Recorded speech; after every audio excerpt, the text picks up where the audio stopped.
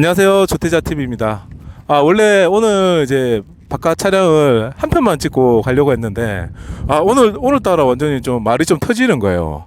그래가지고 이왕 오늘 말 터진 김에 좀 몇 개 영상을 찍어 놓고 가야 되겠다. 뭐 이 생각이 들어가지고, 뭐 바로 한번 진행을 해보겠습니다.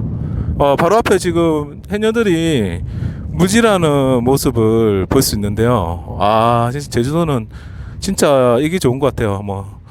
제주도는 진짜 조기 은퇴자 저같이 파이어족한테는 진짜 너무 좋은 게 그거는 뭐 나중에 뭐 천천히 말씀드리기로 하고, 그냥 자연이 제 주변에 그냥 이래 있고 그냥 산책할 수 있는 공간이 많다는 것 자체가 그게 참 좋은 것 같아요. 왜냐하면 조기 은퇴하면 생각보다 좀 심심하거든요. 그래서 주변에 있는 바닷가, 산책로 뭐 이런 거 있으면 좋거든요. 그래서 뭐 저는 제주도 생활에 많이 만족하면서 살고 있습니다. 오늘 말씀드릴 이제 주제는요. 뭐냐면 그 발음이 좀 흑수저가 부자가 되기 어려운 이유입니다. 저도 이전에 말씀드렸듯이 저는 흑수저 출신이거든요. 아버지가 일찍 돌아가시고, 그리고 어머니 홀로 이제 저희 남매를 키우셨는데 참 고생을 많이 하셨어요.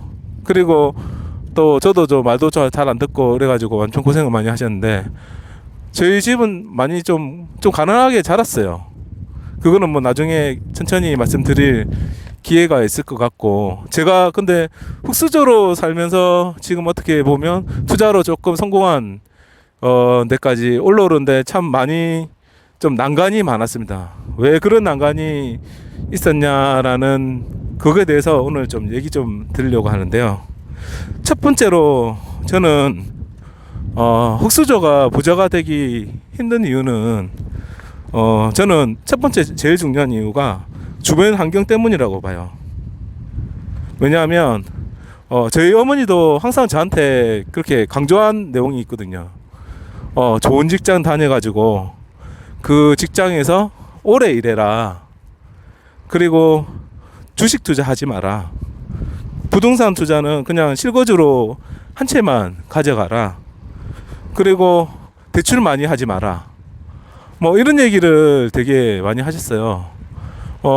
그 어머니가 왜 그렇게 얘기를 하셨는지에 대한 그 이유도 알겠어요. 어머니는 그 어렵게 자랐고, 그리고 자녀는 그렇게 고생을 안 했으면 좋겠고 그냥 안정적으로 살기를 그냥 바라신 거예요. 그래서 저한테 항상 안정적으로 살기 위해서 대기업 다니고 그냥 그 욕심 내지 말고 뭐 이렇게 투자를 하라, 이런 얘기를 많이 하셨는데, 근데 사실 제가 그 얘기만 계속 듣고 만약에 투자를 하지 않거나 대출을 일으키지 않거나 아니면 뭐 주식 투자를 하지 않았다면 지금 현재 제 자산을 만들기가 힘들었을 거예요. 뭐 어머니 말씀이 틀린다는 건 아니고, 그냥 내 목표가 만약에 부자라는 게 목표라면 참 그런 어머니의 보통 사람의 마인드를 가지고는 그렇게 하기 힘든다는 겁니다. 그리고 보통 흑수저 주변에는 보통 흑수저들이 같이 있거든요. 어려운 동네에 살다 보니까. 그러면 이제 그 바운드리에서 이제 생각이나 이런 행동들은 서로 영향을 받습니다. 그러면 그 사람들이 생각하고 그 행동하는 것들을 같이 공유를 하다 보면 예를 들어 가지고 뭐 이런 부동산 투자에 대한 얘기라든지 아니면 뭔가 좀 성취적인 그런 진취적인 뭐 발전 방향, 그리고 이런 목표에 대해서 공유한다는 게 쉽지 않아요. 대부분의 뭐 술자리나 이런 거 얘기해 보면 그냥 뭐 물론 아닌 친구도 있지만 대부분의 제 주변에 있던 예전에 조선소에 다녔을 때 직장의 동료들이라든지 아니면 그냥 동네 친구들을 보면 그냥 롯데자이언츠 얘기, 야구 얘기, 뭐 여자의 얘기, 그냥 애들 이제 잘하는 거, 뭐 이런 얘기가 주가 되고, 뭐 연예인 얘기. 근데 사실 뭐 이런 얘기는 재밌긴 하지만 솔직히 제가 부자 되고 투자 성공하는 데는 크게 도움이 되는 얘기는 아니잖아요. 근데 그런 영향을 알게 모르게 서로 받으면서 이제 하는 게 맞거든요. 근데 제가 이제 SK 그룹에 있으면서 본사에 있는 이제 좀 잘 사는 집에 그 동료하고 얘기를 했을 때 진짜 부잣집의 이제 자녀 교육은 좀 다르더라고요. 그 부모님이 그 몇 년 전부터 이제 자녀의 이제 특공 사항까지 관리를 해줘가지고 판교에 임대 아파트를 이제 분양을 받게끔 그 노부모 특공을 미리 플랜을 짜서 몇 년 전부터 계획을 해서 그것을 당첨되게 만들더라고요, 자녀가. 그러면 이거는 이제 저희 어머니랑 이 부자 부모님이랑 이게 마인드가 완전 달라져 버리니까 이게 그 출발선이 완전 다른 거예요. 그러니까 그 부자의 그 판교의 내 동료는 그 임대 아파트지만 그게 이제 분양을 하면 솔직히 뭐 한 4억은 시세를 남길 수 있는 거거든요.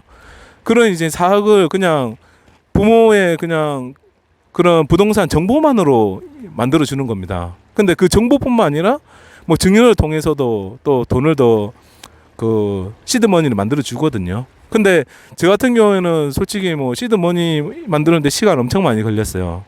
조선소에 4년 일하면서 1년에 2,500만 원씩 모으고 그래서 4-5년 일해서 겨우 1억을 만들어보고 그다음 맞벌이로 서울에서 뭐 생고생을 해가면서 그렇게 만든 거거든요.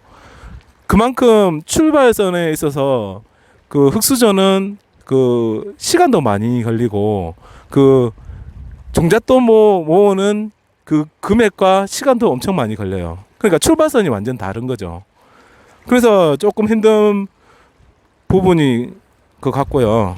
그리고 마지막으로 이제 흑수저가 또 부자가 되기 힘든 이유로 저를 생각하는 거는 근로소득에 매몰되고 또 리스크 테이킹을 하지 않는다는 사실입니다.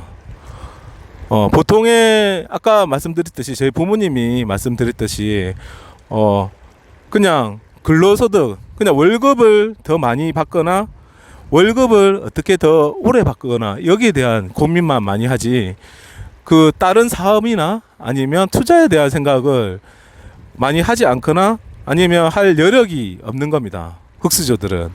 그래서 그냥 저도 그랬던 것 같아요. 월급을 어떻게 하면 더 많이 받을까? 그러면 결과적으로는 뭐 이직을 해가지고 또 월급을 조금 더 연봉을 더 늘리는 방법이라든지 아니면 승진을 하기 위해서 뭐 회사 내에서의 더 일을 더 많이 한다든지. 근데 이런 방법들 가지고는 솔직히 부자 되기 힘들거든요. 뭐 어차피 그 월급쟁이라는 바운드리 안에서는 나중에 그 안에서 임원이 되고 뭐 스톡 옵션을 받고 뭐 승승장구하면 그건 가능하겠지만 그거는 엄청 시간이 오래 걸리고 또 노력도 많이 걸립니다.